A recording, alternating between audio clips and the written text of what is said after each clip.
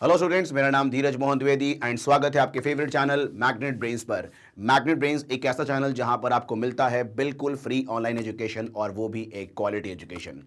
तो चलें, आज हम शुरू करेंगे आपके क्लास 12 फिजिक्स का जो चैप्टर है, chapter number 11, that is dual nature of radiation and matter. और आज हम देखने वाले हैं बहुत ही ज्यादा important topic, that is photo electric effect, है ना। मतलब इस चैप्टर से जो क्वेश्चन आता है वो इसी एरिया से आपका पूछा जाएगा, ठीक है, फोटो इलेक्ट्रिक इफेक्ट से, है ना। तो ध्यान देते हैं कि क्या होता है ये फोटो इलेक्ट्रिक इफेक्ट। जैसा कि आपको मालूम होगा कि फोटो इलेक्ट्रिक इफेक्ट का जो डेफिनेशन है वो ये होता है कि अगर किसी मेटल सरफेस पर, है ना, एक रेडिएशन, कोई भी, मैंने बोला कि कोई भी मेटल सरफेस पर अगर कोई रेडिएशन फॉल होता है ऑफ सुटेबल फ्रीक्वेंसी, है ना, तो वहां से इलेक्ट्रॉन एमिट होता है। तो ये जो आपका फिनोमिना है ना, इसी को कहते हैं photo electric effect, the phenomena of emission of photo electrons, या ऐसे बोले the phenomena of emission of electrons when light of suitable frequency incident on it, है कि नहीं। तो ये जो आपका फिनोमिना है ना, इसी को कहते हैं photo electric effect. Is it clear? ठीक है। अच्छा, तो जब लाइट किसी मेटल सरफेस पे फॉल होती है ना, और जब इलेक्ट्रॉन का एमिशन होता है, तो वो जो इलेक्ट्रॉन का एमिशन है वो लाइट के इंसिडेंट की वजह से एमिशन हुआ है। तो वो जो एमिटेड इलेक्ट्रॉन्स है उन्हें कहते हैं फोटो इलेक्ट्रॉन्स। क्या कहते हैं उसे? Photo electrons. Is it clear? ठीक है। और अगर मान लो वहां पर कोई सर्किट कंप्लीट है, तो उस एमिशन ऑफ फोटो इलेक्ट्रॉन्स की वजह से करंट भी फ्लो करता है, ठीक है, उस करंट को कहते हैं फोटो इलेक्ट्रिक करंट कहते हैं। Is it clear? ठीक है। तो ये होता है आपका सिंपल फोटो इलेक्ट्रिक इफेक्ट, है ना। तो मैं लिखता हूं इसका डेफिनेशन। मैंने कहा the phenomena of emission, the phenomena of emission of electrons from metal surface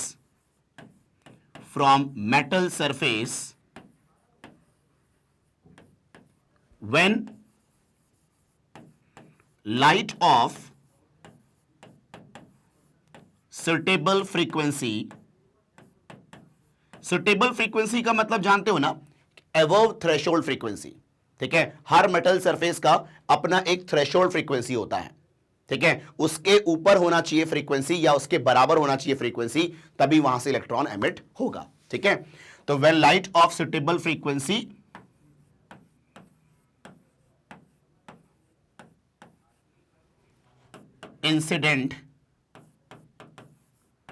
incident on it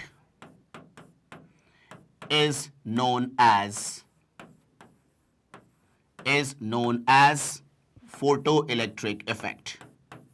Photoelectric effect. Is it clear? है कि नहीं? चलो, तो ये तो हो गया आपका सिंपल फोटोइलेक्ट्रिक इफेक्ट का definition. The phenomena of emission of electrons from metal surface when light of suitable frequency incident on it is known as photoelectric effect. And फिर हम कहेंगे the emitted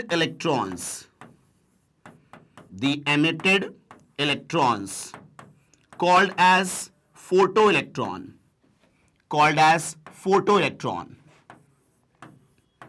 photoelectrons, ठीक है, क्योंकि वो लाइट की वजह से इलेक्ट्रॉन एमिट हुआ है ना, तो लाइट का मतलब फोटो है कि नहीं, तो photoelectrons. And if circuit का शॉर्ट फॉर्म होता है ये, is complete, then current also flow,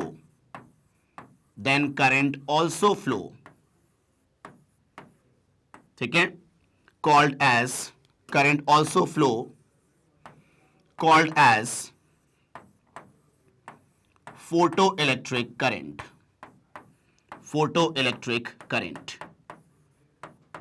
ठीक है।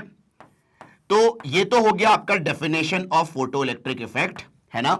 अब मैं यहां पर कैसे एमिशन होता है इलेक्ट्रॉन का और कैसे वहां पर करंट का फ्लो होता है, उसका मैं आपको यहां पर अरेंजमेंट शो करता हूं। ठीक है, तो ये आपको एक डायग्राम दिख रहा होगा जिसमें देखें आप ध्यान से, ये है आपके दो प्लेट है ना। ये प्लेट को हमने कहा कैथोड, इसे बेसिकली हम कहते हैं एमीटर ऑल्सो। ये एमिट करेगा, ये एमीटर है, मतलब ये इलेक्ट्रॉन एमिट करेगा। और ये है आपका एक और प्लेट जिसे हम कह रहे हैं एनोड, जो कि हम कहते हैं कलेक्टर भी कहते हैं इसे हम लोग। ठीक है, तो यहां पर देखें, यहां पर दो मेटल प्लेट है। ठीक है, ये आपका कैथोड, ये आपका एनोड। इस कैथोड को हम करेंगे, आपका ये जो कैथोड है ये नेगेटिवली चार्ज होगा। ठीक है, और ये जो आपका होगा एनोड, ये होगा पॉजिटिवली चार्ज। तो यहां पर हम सप्लाई दे करके, ठीक है, इसको हम पहले करेंगे नेगेटिवली चार्ज और ये पॉजिटिव चार्ज। ठीक है, मतलब जो एनोड है वो हायर पोटेंशियल पे रहेगा। Is it clear? अच्छा, फिर डिपेंडिंग ऑन हम यहां पर पोलैरिटी रिवर्स भी करते हैं। ठीक है, जब मुझे करंट को वापस से जीरो करना होता है तो यहां पर हम इसका पोलैरिटी जीरो भी करते हैं, सॉरी पोलैरिटी रिवर्स भी करते हैं, है कि नहीं? ठीक है, अब ध्यान देना आप लोग, यहां पर इधर देखना, ये जो आपका कैथोड और एनोड है इसको हम लोग क्या करते हैं, एक इवैक्यूएटेड ग्लास ट्यूब में एंक्लोज करते हैं। ये देखो, ये क्या है आपका इवैक्यूएटेड ग्लास ट्यूब है। ठीक है, इस इवैक्यूएटेड ग्लास ट्यूब में हमने एक विंडो को रखा हुआ है, विंडो जहां से लाइट की एंट्री होगी। क्लियर? तो ये देखो, ये है आपका क्वार्ट्ज विंडो। अब इस विंडो के थ्रू हम लाइट का फॉल कराएंगे इस कैथोड के ऊपर। ठीक है, अब देखो ध्यान से, जैसे ही ये लाइट ऑफ सुटेबल फ्रीक्वेंसी इस प्लेट पर इंसिडेंट होगा, ये अपना इलेक्ट्रॉन एमिट करेगा। ठीक है, अब इलेक्ट्रॉन एमिट किया है और ये है आपका पॉजिटिवली चार्ज। ठीक है, तो ऑब्वियस ही बात है, जो एमिटेड इलेक्ट्रॉन है वो मूव करना शुरू कर देगा टुवर्ड दिस पॉजिटिव प्लेट, है कि नहीं? तो अब यहां पर सर्किट कंप्लीट हो गया। ठीक है, तो यहां पर करंट का फ्लो भी दिख जाएगा आपको। Is it clear?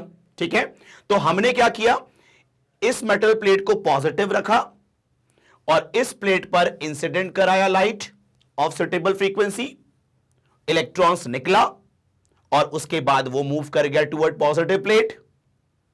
ठीक है, तो यहां पर सर्किट कंप्लीट हो गया, तो करंट यहां पर फ्लो कर गया। Is it clear?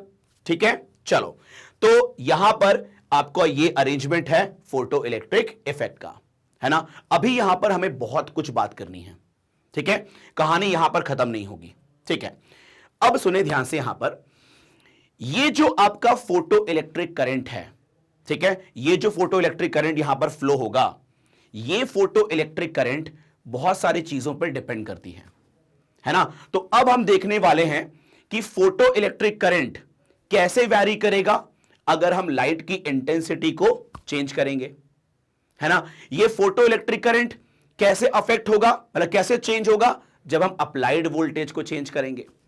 तो बेसिकली अपन को बात करनी है कि variation of photo electric current, है ना, किस मतलब कोई भी फोटो इलेक्ट्रिक करंट किसी चीज पे कैसे डिपेंड करेगी वो अपन को देखनी है कि नहीं। मतलब डिपेंडिंग ऑफ, ऐसा बोलेंगे हम लोग कि फोटो इलेक्ट्रिक करंट किन किन फैक्टर्स पे डिपेंड करेगा।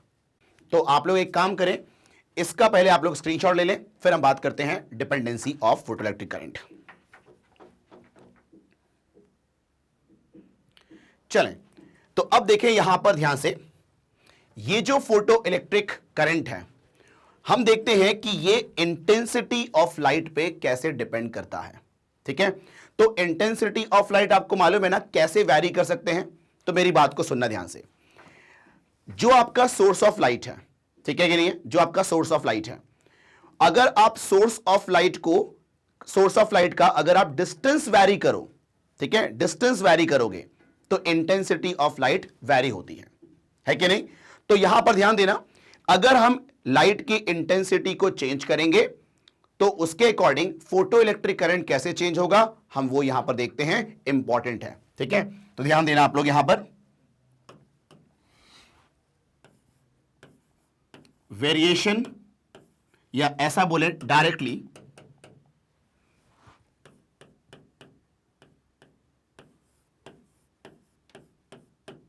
effect of intensity of light on photoelectric current. Photoelectric current.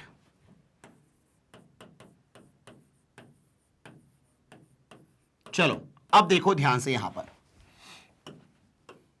देखना, मैं यहां पर लेता हूं y एक्सिस पर फोटो इलेक्ट्रिक करंट, ठीक है, और x एक्सिस पर ले रहा हूं मैं इंटेंसिटी, ठीक है। तो कैपिटल I मतलब इंटेंसिटी, स्मॉल i का मतलब फोटो इलेक्ट्रिक करंट, ठीक है। तो यहां पर लिख देता हूं मैं, ये आपका फोटो इलेक्ट्रिक करंट है, photo electric current.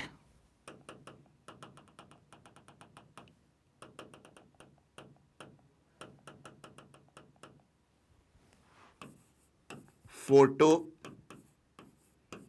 Electric current, ठीक है। चलो, और ये है आपका इंटेंसिटी।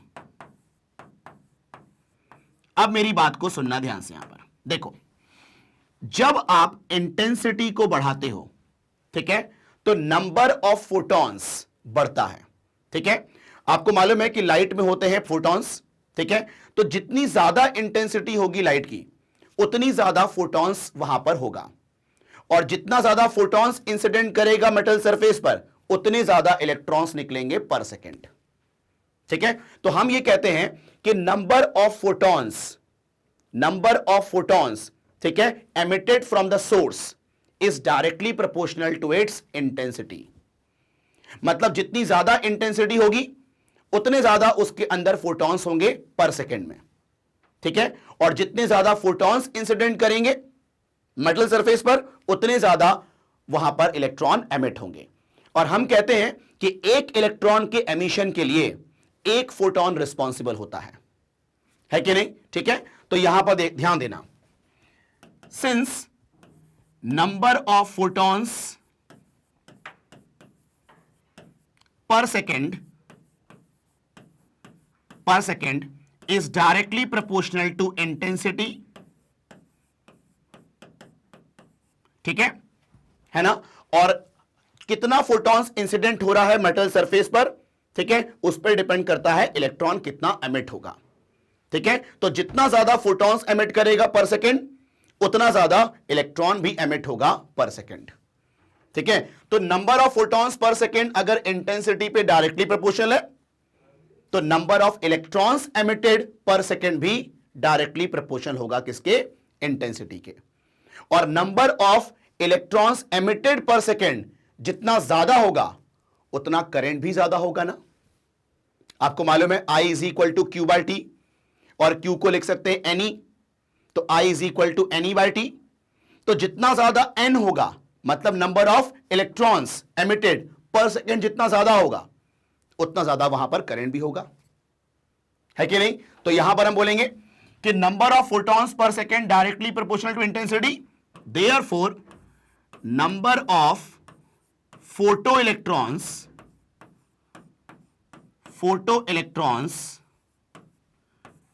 एमिटेड पर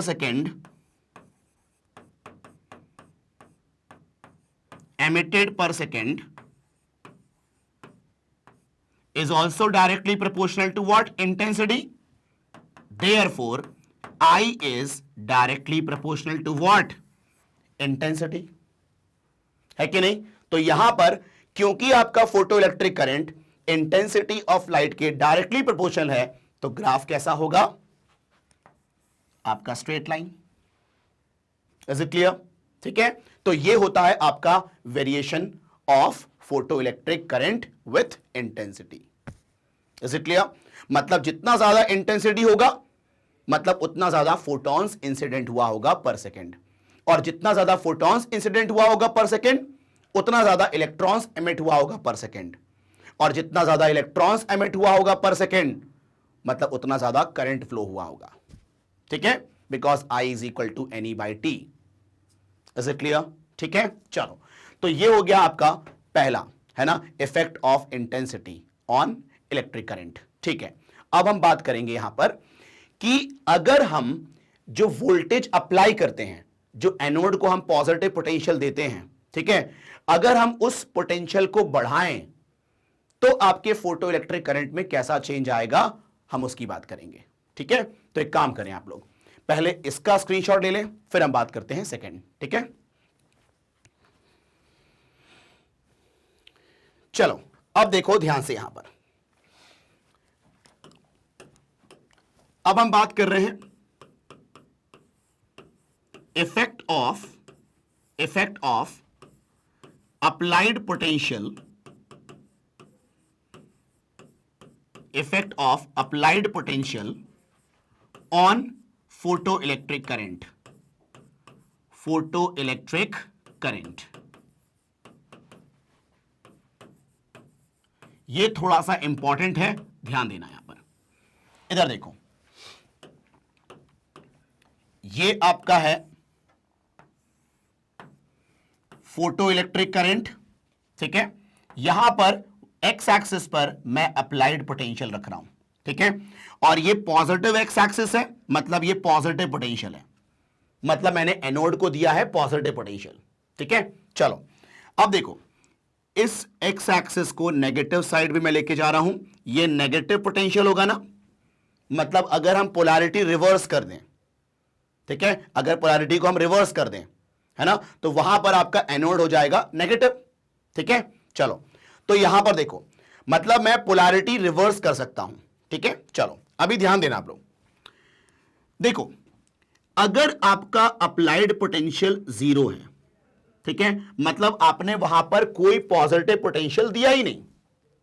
ठीक है, तो अगर आप कोई पॉजिटिव पोटेंशियल नहीं दोगे और अगर आप एक प्लेट पर लाइट का फॉल कराओगे ऑफ सुटेबल फ्रीक्वेंसी, ठीक है, तो इलेक्ट्रॉन तो एमिट होगा, मतलब दोनों प्लेट के बीच में आपके इलेक्ट्रॉन्स प्रेजेंट रहेंगे, है कि नहीं, भले वहां पर वो अट्रैक्ट नहीं होगा टुवर्ड दी सेकेंड प्लेट, लेकिन वहां पर इलेक्ट्रॉन्स तो एमिट होंगे, वहां पर इलेक्ट्रॉन का क्लाउड बनेगा, है कि नहीं, तो वहां पर थोड़ा बहुत तो करंट होगा उसकी वजह से, क्योंकि जो इलेक्ट्रॉन्स एमिट होते हैं वो काइनेटिक एनर्जी लेके एमिट होते हैं, है कि नहीं, तो वहां पर आपका, अगर वहां पर वो जो एनोड है उसका पॉजिटिव पोटेंशियल नहीं भी हुआ तो भी वहां पर थोड़ा बहुत कंडक्शन देखने को मिलेगा, मतलब 0 पोटेंशियल पर भी कुछ ना कुछ करंट होगा।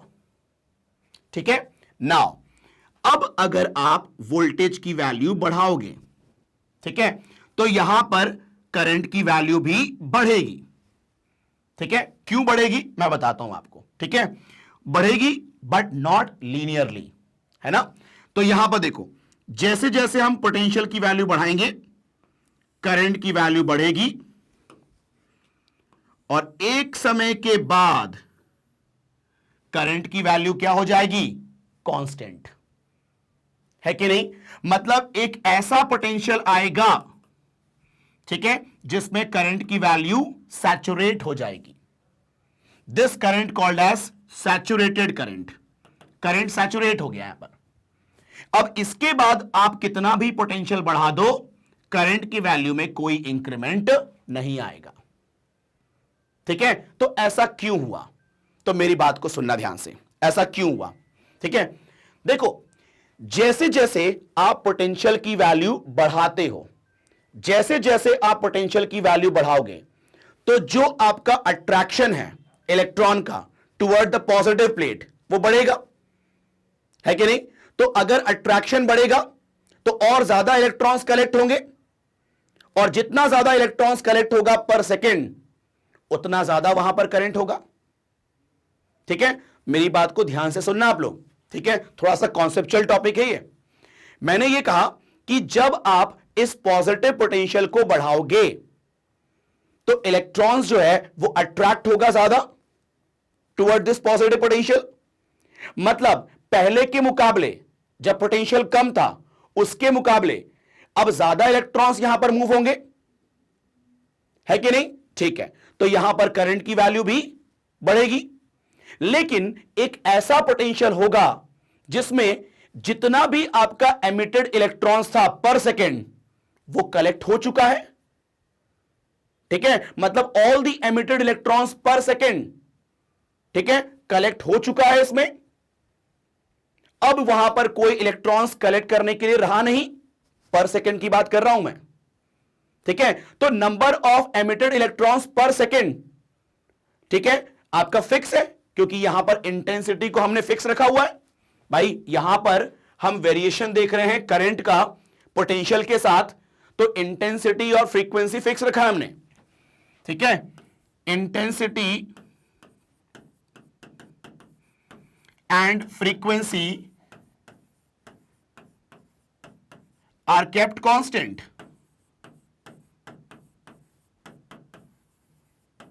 Are kept constant.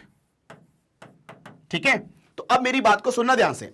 मैंने ये कहा कि इंटेंसिटी फिक्स है, मतलब number of photo electrons emitted per second fix है, मतलब एक सेकेंड में कितने इलेक्ट्रॉन्स एमिट होंगे वो फिक्स हो गया। ठीक है भैया, मैंने मान लिया कि एक सेकेंड में 1,00,000 इलेक्ट्रॉन्स एमिट होंगे, मान लो।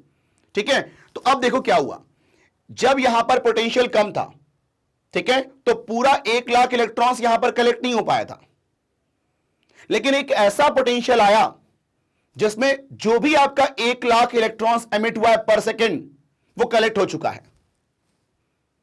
ठीक है कि नहीं है? अब यहां पर एक सेकेंड में जो इलेक्ट्रॉन्स एमिट हुआ है वो पूरा कलेक्ट हो चुका है। ठीक है, तो अब यहां पर करंट की वैल्यू में अब कोई इंक्रीमेंट नहीं आएगा। तुम बोलोगे सर और भी तो इलेक्ट्रॉन्स वहां पर क्रिएट होते ही जा रहे हैं। भाई लेकिन number of photo electrons emitted per second तो फिक्स है ना। ठीक है, तो एक सेकेंड में जो इलेक्ट्रॉन्स एमिट हुआ है वो तो पूरा कलेक्ट हो गया। ठीक है कि नहीं है?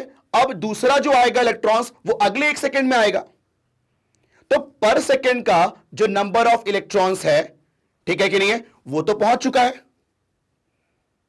ठीक है, मतलब करंट की वैल्यू फिक्स हो चुकी है।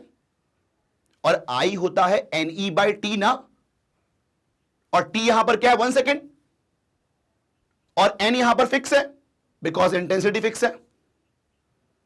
आ रही है बात समझ में आपको? तो यहां पर I is equal to NE/T है और N फिक्स है बिकॉज इंटेंसिटी फिक्स है, और टाइम मेरा 1 सेकेंड है कि नहीं? तो यहां पर करंट फिक्स हो गया ना यार। आ रही है बात समझ में? ठीक है, तो मैं ये कहना चाह रहा हूं कि एक ऐसा पोटेंशियल आएगा जिसमें ऑल द एमिटेड इलेक्ट्रॉन्स पर सेकेंड कलेक्ट हो जाएगा इस एनोड पर। तो अब कोई फर्दर इंक्रीमेंट नहीं होगा करंट में। Is it clear? ठीक है, तो ये कहानी है आपका। तो यहां पर एक पर्टिकुलर पोटेंशियल पे आके करंट की वैल्यू कांस्टेंट हो जाती है। तो ये होता है आपका सैचुरेशन करंट, है ना? This current called as saturation current. ये है आपका सैचुरेशन करंट। ठीक है, तो हम ये कहते हैं यहां पर, ये जो आपका है it is that potential, it is that positive potential, ये बोलना सही रहेगा, positive potential at which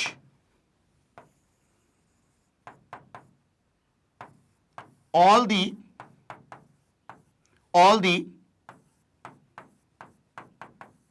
electrons emitted पर सेकेंड, ठीक है, collected by anode, collected by anode. ठीक है, ये कहानी होती है। तो इसीलिए यहां पर करंट क्या हो जाएगा? सैचुरेट हो जाएगा। ठीक है, अब ध्यान देना, इधर देखना। अगर मान लो मैं लाइट की इंटेंसिटी को बढ़ा देता हूं और फिर मैं कांस्टेंट कर दूंगा उसको। ठीक है, मान लो इस कंडीशन में जो इंटेंसिटी थी लाइट की वो थी I1। ठीक है, मैंने इंटेंसिटी I1 रखा है वहां पर, और वो फिक्स किया हुआ है, ठीक है। और फिर मैंने पोटेंशियल को वैरी किया और देखा करंट कैसा वैरी कर रहा है, ठीक है। अब मैंने क्या किया, लाइट की इंटेंसिटी को बढ़ा दिया, मान लो मैंने I2 कर दिया, ठीक है। अब मैं मतलब I2 करने के बाद इंटेंसिटी बढ़ाने के बाद उसको फिक्स कर दिया, ठीक है। अब देखो क्या हुआ, अब जब मैं वेरिएशन देखूंगा करंट का पोटेंशियल के साथ, ठीक है, तो अब क्या कहानी होगी, देखो यहां पर आपने इंटेंसिटी बढ़ा दी तो number of photo electrons emitted per second बढ़ गया, है कि नहीं। मतलब अब जब आप पोटेंशियल बढ़ाओगे, ठीक है, तो अब जब एक ऐसा पोटेंशियल आएगा जिसमें पूरे electrons emitted per second collect हो जाएंगे, वो ज्यादा होगा ना पहले के मुकाबले, क्योंकि इंटेंसिटी आपने बढ़ा दी तो वहां पर number of photo electrons emitted per second बढ़ गया, तो अब ज्यादा इलेक्ट्रॉन्स कलेक्ट होगा ना पर सेकेंड। मतलब अब की केस में जो सैचुरेशन करंट है वो पहले के मुकाबले ज्यादा होगा। मतलब अगर मैं I2 इंटेंसिटी की बात करूं तो वहां पर ग्राफ कैसा होगा, ऐसा होगा, ठीक है। ये I2 intensity where I2 is greater than I1, ठीक। तो अब यहां पर सैचुरेशन करंट ज्यादा होगा, ठीक है, क्योंकि यहां पर number of photo electrons emitted per second बढ़ गया है, क्योंकि आपको मालूम है कि कितने इलेक्ट्रॉन्स एमिट होंगे पर सेकेंड मेटल सरफेस से वो डिपेंड करती है कितनी इंटेंसिटी की लाइट फॉल हुई है। आ रही है बात समझ में आपको, ठीक है। तो यहां पर सैचुरेशन करंट बढ़ जाएगा। Is it clear now. अब ध्यान देना आप लोग, अब मैं अगर चाहूं कि यार करंट को मैं डिक्रीज करके जीरो करूं, ठीक है कि नहीं है, तो करंट को अगर डिक्रीज करना है तो आप क्या करोगे, पोटेंशियल को कम करते जाओगे, ठीक है। तो पोटेंशियल को अगर आप कम करोगे, है ना, जैसे जैसे कम करते जाओगे वहां पर electrons, number of electrons collected by anode कम होता जाएगा, ठीक है। तो करंट की वैल्यू भी कम होती जाएगी, ठीक है।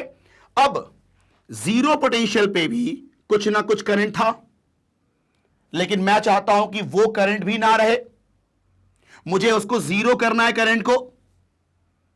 तो जीरो करना है करंट को मतलब आप ये चाहोगे कि इलेक्ट्रॉन यहां पर मूव ना हो, ठीक है, इलेक्ट्रॉन को रिपेल कराना पड़ेगा।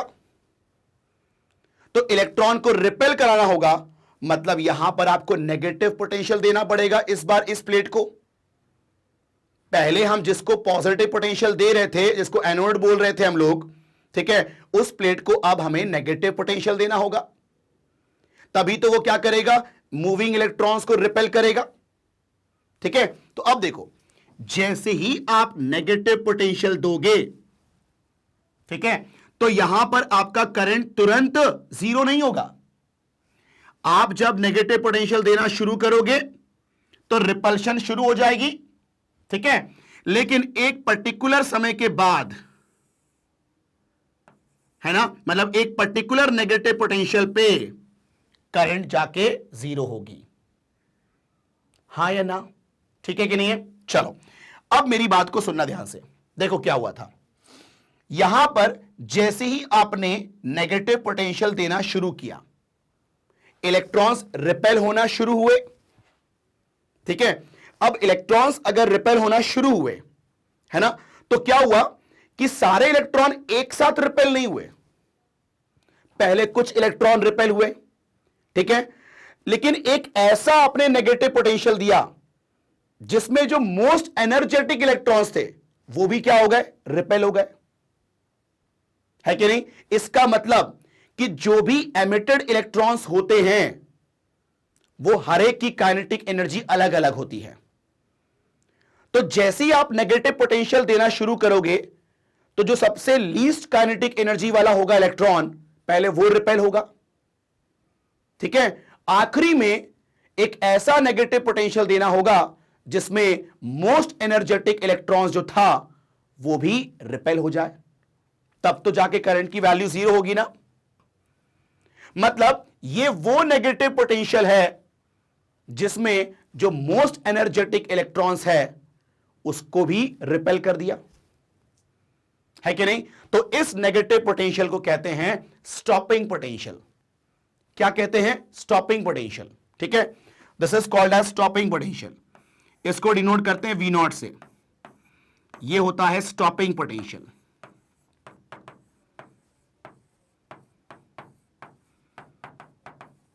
है कि नहीं? ठीक है, यह होता है आपका स्टॉपिंग पोटेंशियल।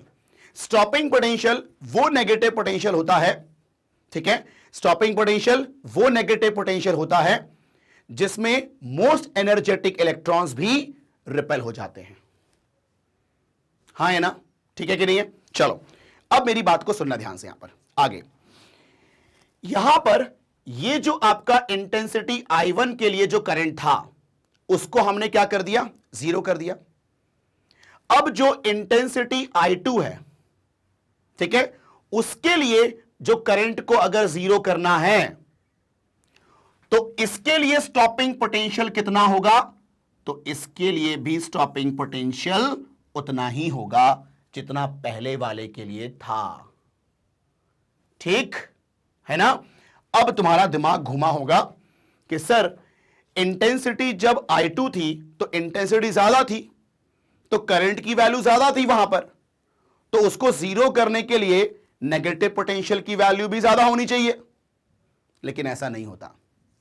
ठीक है, स्टॉपिंग पोटेंशियल इंडिपेंडेंट होता है इंटेंसिटी ऑफ लाइट के। ठीक है, ऐसा क्यों? मेरी बात को सुनना ध्यान से। देखो, आप ध्यान देना, इंटेंसिटी ऑफ लाइट अगर ज्यादा है, ठीक है, तो ज्यादा इलेक्ट्रॉन्स एमिट होंगे पर सेकेंड, है ना? ये होगा बस। लेकिन ऐसा नहीं होगा कि इंटेंसिटी ज्यादा होगी तो इलेक्ट्रॉन्स भी ज्यादा एनर्जी लेके एमिट होंगे, ऐसा नहीं होगा। मतलब इलेक्ट्रॉन्स जब एमिट होते हैं तो उनके पास जो काइनेटिक एनर्जी होती है वो लाइट के इंटेंसिटी पर डिपेंड नहीं करती है, वो लाइट के फ्रीक्वेंसी पर डिपेंड करती है। मतलब जितनी ज्यादा फ्रीक्वेंसी होगी लाइट की, है ना, उतना ज्यादा उसकी काइनेटिक एनर्जी होगी। आ रही है बात समझ में आपको? ठीक है, मतलब मैंने ये कहा कि इंटेंसिटी के ऊपर आपका kinetic energy of electrons emitted depend नहीं करेगा। ठीक है, क्योंकि इंटेंसिटी पर तो डिपेंड करता है कि कितना फोटो इलेक्ट्रॉन्स एमिट होगा। Number of electrons emitted depend करता है इंटेंसिटी पर, ना कि काइनेटिक एनर्जी, है कि नहीं? और ये बताओ, स्टॉपिंग पोटेंशियल तो वो पोटेंशियल होता है ना जिसमें मोस्ट एनर्जेटिक इलेक्ट्रॉन्स को वो रिपेल कर दे। तो ये जो मोस्ट एनर्जेटिक इलेक्ट्रॉन्स है, मतलब जो काइनेटिक एनर्जी ऑफ इलेक्ट्रॉन्स है, वो तो इंटेंसिटी पर डिपेंड करती ही नहीं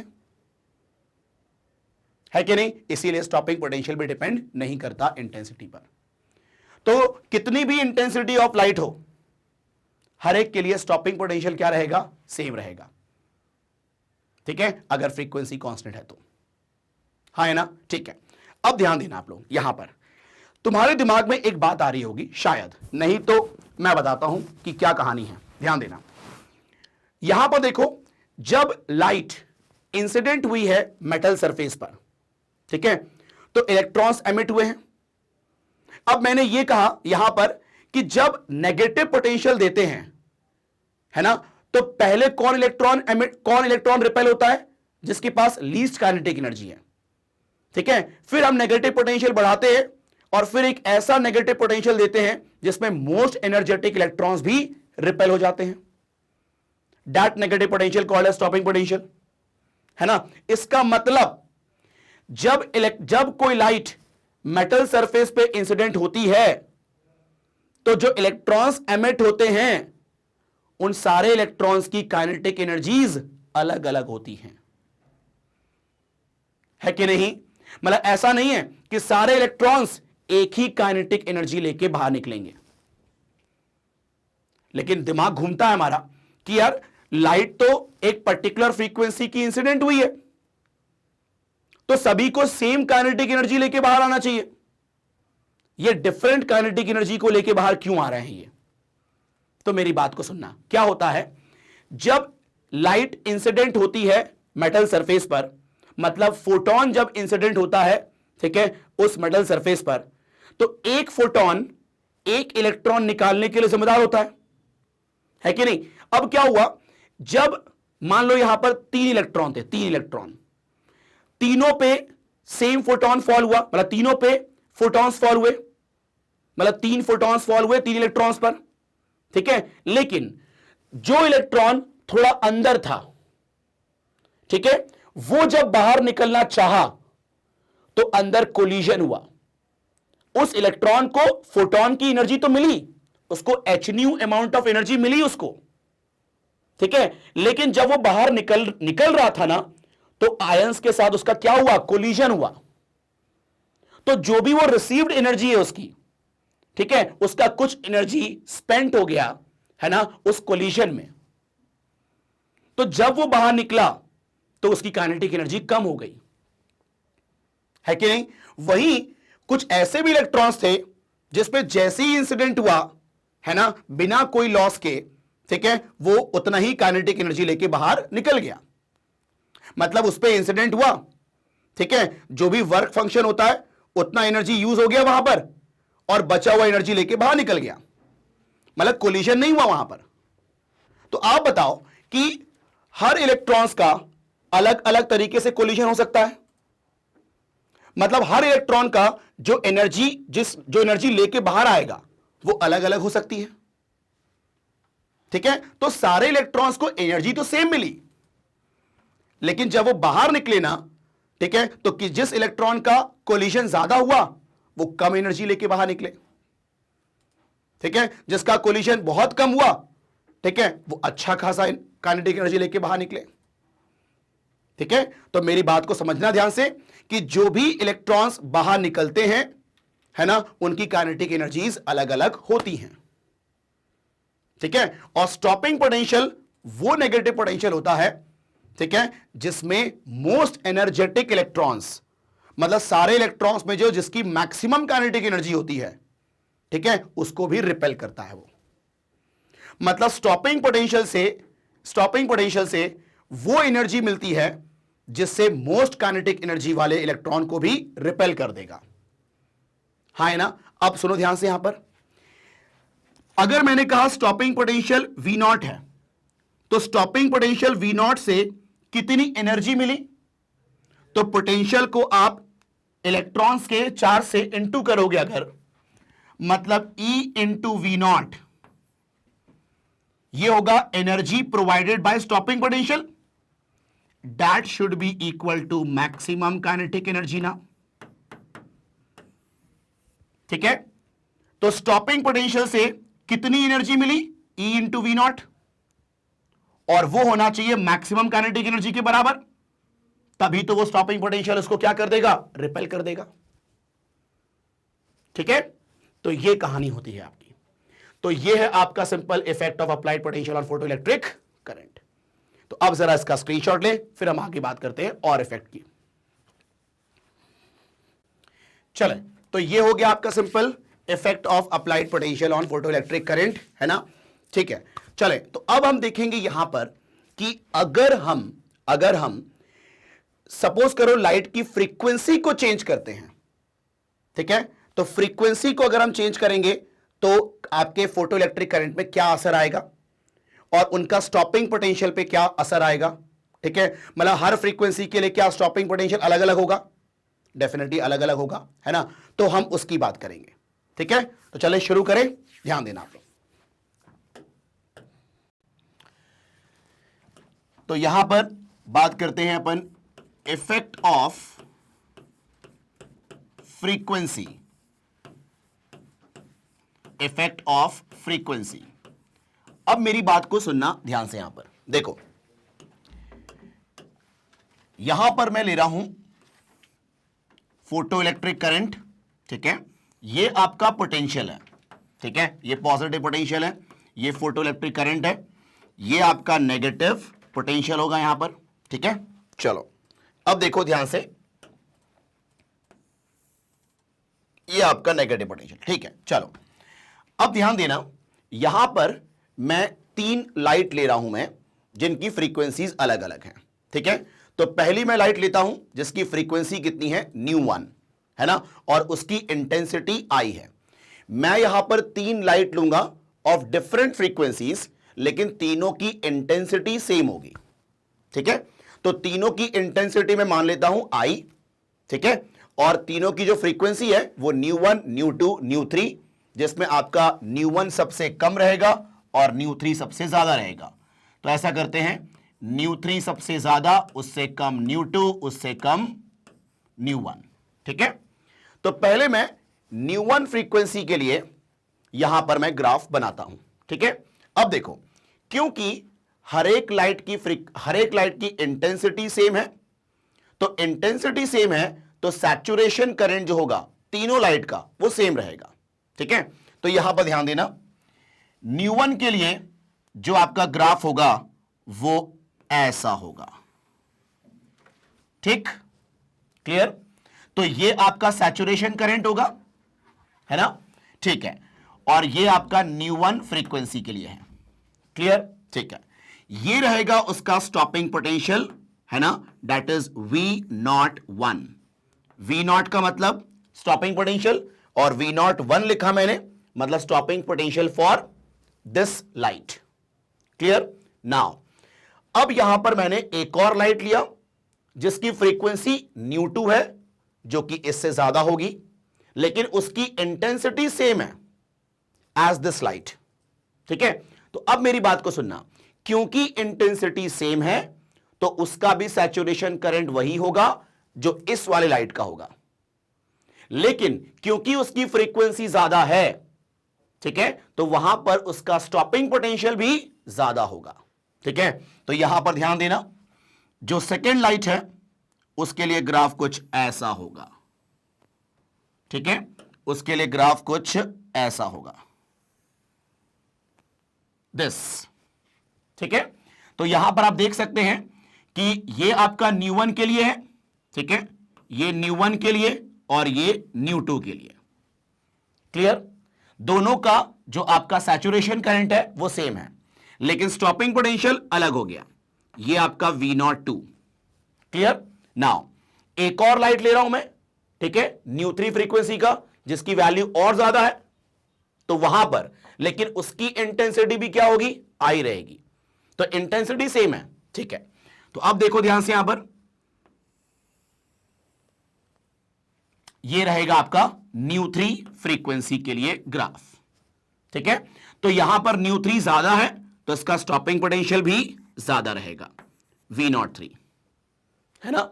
तो ये हो गया आपका डिपेंडेंसी, मतलब इफेक्ट ऑफ फ्रीक्वेंसी। देखो क्या है यहां पर कहानी, अगर आपका फ्रीक्वेंसी चेंज होगा तो स्टॉपिंग पोटेंशियल चेंज होगा, लेकिन सैचुरेशन करंट चेंज नहीं होगा, क्योंकि सैचुरेशन करंट जो है ना वो डिपेंड करता है किसके ऊपर, इंटेंसिटी के ऊपर। आ रही है बात समझ में आपको? तो यहां पर तीनों फ्रीक्वेंसी में इंटेंसिटी सेम था, इसीलिए सैचुरेशन करंट क्या है, सेम है कि नहीं? लेकिन यहां पर तीनों की फ्रीक्वेंसीज अलग थी तो आपका स्टॉपिंग पोटेंशियल भी अलग अलग होगा। तो क्यों स्टॉपिंग पोटेंशियल अलग अलग होगा? क्योंकि यहां पर फ्रीक्वेंसीज अलग अलग हैं, तो जो मैक्सिमम काइनेटिक एनर्जी होगी तीनों केसेस में एमिटेड इलेक्ट्रॉन्स का, वो अलग अलग होगा। ठीक है, हम कहते हैं कि मैंने कहा कि जो लाइट इंसिडेंट होती है मेटल सरफेस पर, उसकी एनर्जी होती है hν, मतलब एनर्जी जो इंसिडेंट हो रही है, या ये कहें कि इलेक्ट्रॉन्स को जो एनर्जी मिल रही है वो डिपेंड कर रही है फ्रीक्वेंसी के ऊपर, hν, है कि नहीं? तो जो वहां पर इलेक्ट्रॉन निकलेगा, जो काइनेटिक एनर्जी लेके निकलेगा, वो फ्रीक्वेंसी पे डिपेंड करेगा। ठीक है, जितनी ज्यादा फ्रीक्वेंसी की लाइट हिट करेगी उतना ज्यादा उसकी होगी मैक्सिमम काइनेटिक एनर्जी, और जितना ज्यादा मैक्सिमम काइनेटिक एनर्जी होगी, ठीक है, उतना ज्यादा स्टॉपिंग पोटेंशियल लगेगा उसको रोकने के लिए, है कि नहीं? ठीक है, तो यहां पर मैं कुछ कंक्लूजन है वो लिखता हूं, देखो ध्यान से। यहां पर मैं कहूंगा स्टॉपिंग पोटेंशियल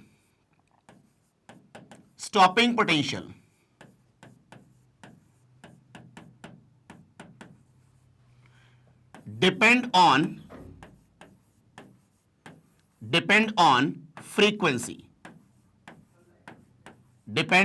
frequency, हाँ है ना, ठीक है।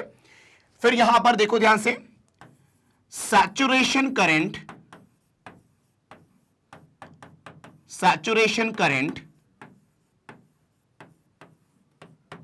is independent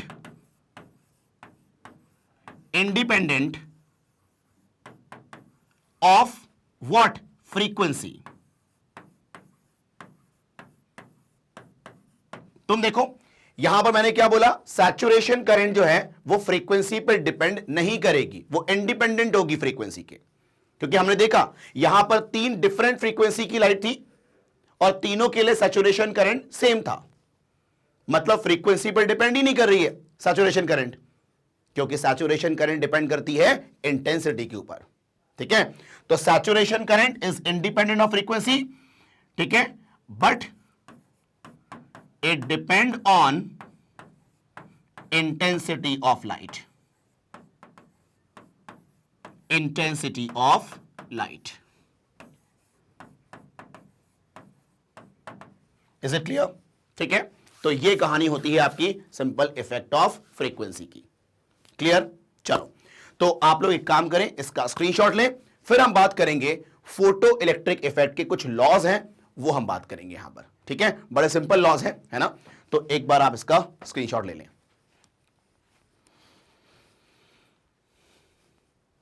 चले, अब देखें यहां पर ध्यान से, बात करते हैं अपन laws of photo electric effect की, ठीक है।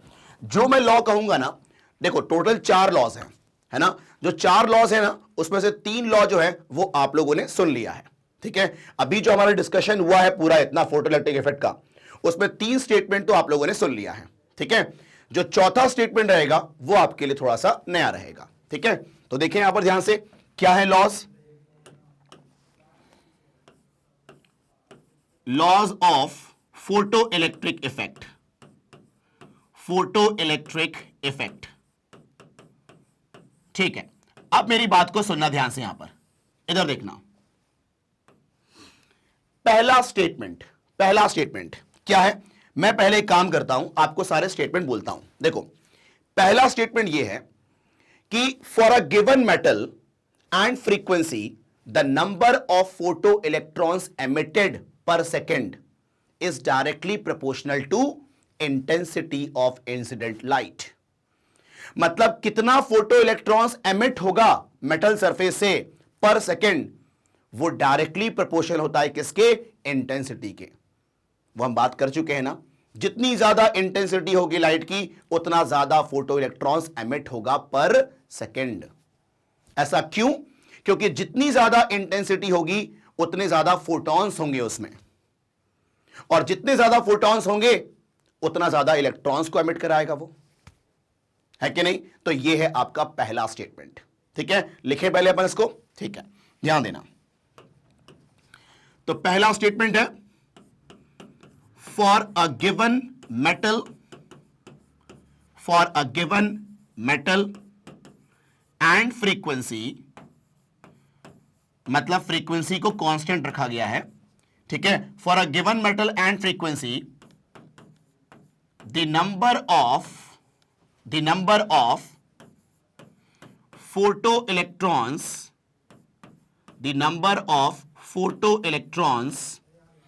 emitted per second is directly proportional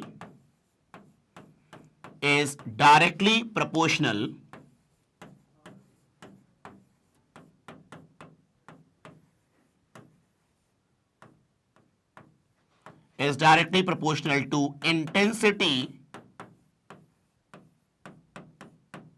of light, intensity of incident light। ठीक है, ये हो गया आपका पहला स्टेटमेंट। नाउ सेकेंड स्टेटमेंट क्या होगा, देखो सेकेंड स्टेटमेंट ये है, हम कहते हैं for a given metal there exist a minimum frequency below which emission does not takes place. That minimum frequency called as threshold frequency ना। तो किसी भी गिवन मेटल के लिए एक मिनिमम फ्रीक्वेंसी एग्जिस्ट करती है ना, जिसे कहते हैं थ्रेशोल्ड फ्रीक्वेंसी, जिसके नीचे अगर फ्रीक्वेंसी हुई लाइट की तो एमिशन नहीं होगा इलेक्ट्रॉन्स का, है ना, ये सब जानते हैं।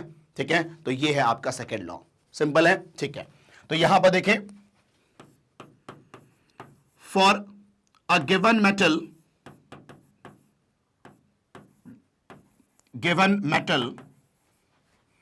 there is a minimum frequency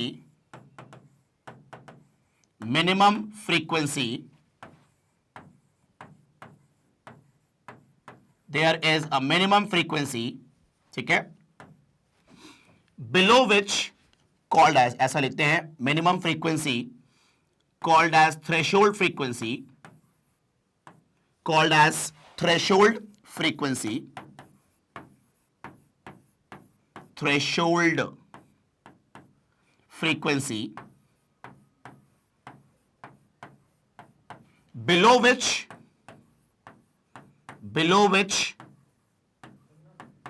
emission does not take place, below which emission does not takes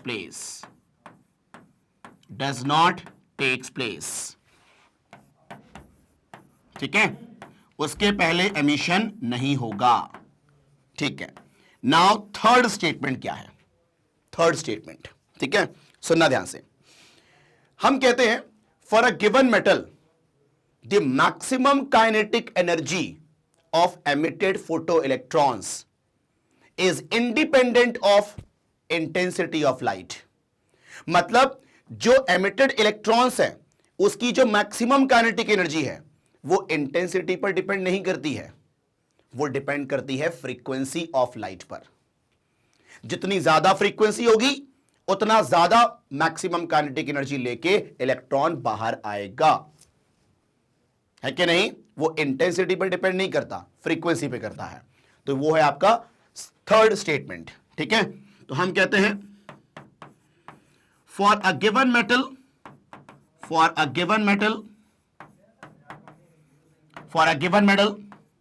the maximum kinetic energy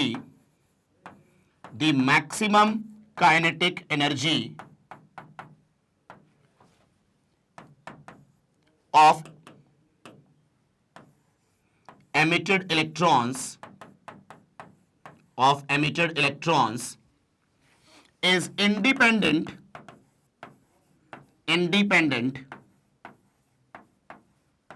of intensity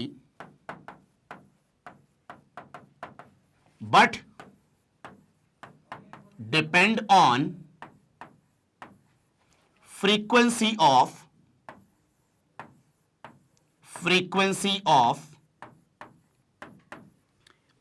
incident light।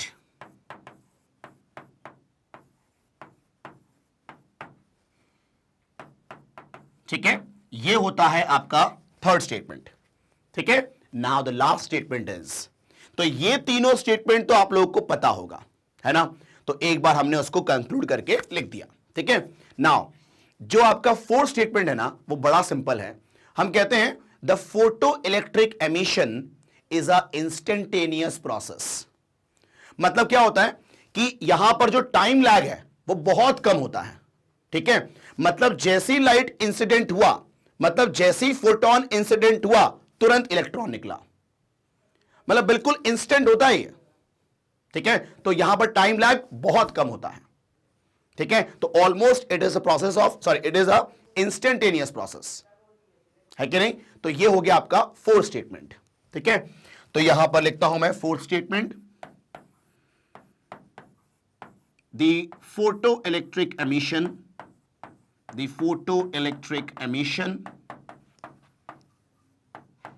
emission is an instantaneous process।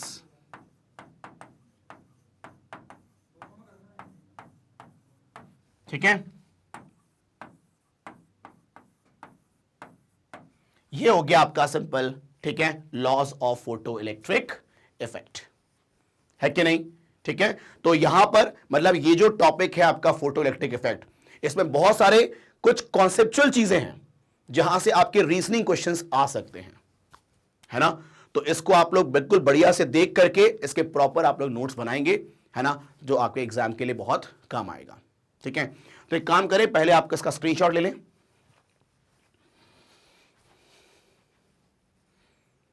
चलें, तो यहां पर अपना खत्म होता है laws of photo electric effect, है ना।